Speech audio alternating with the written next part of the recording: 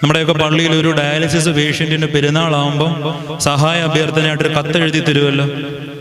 നമ്മൾ എന്തൊക്കെയാണ് ചെയ്യുന്നത്? 5000 രൂപ അവൻ ചോദിച്ചോളായിരിക്കും. കമ്മിറ്റിയിൽ അറിയിക്കണം, കമ്മിറ്റിയിൽ ഇവൻ വരണം, പൊതുയോഗത്തിൽ അറിയിക്കണം, പൊതുയോഗത്തിൽ വരണം, ഇവരെ 2 വൃക്കയും പോയിട്ടുണ്ടോ എന്ന് പള്ളിക്കാർക്ക് ഉറപ്പ് വരുത്തണം. അതുകൂടെ കഴിഞ്ഞ് ഇവൻ്റെ ആത്മാഭിമാനം മൊത്തം ചോർന്നെന്ന് ഉറപ്പായതിനു ശേഷം കാശ് അനുവദിക്കും. അതിലും നല്ലത് ചാകുന്നതായിരുന്നു.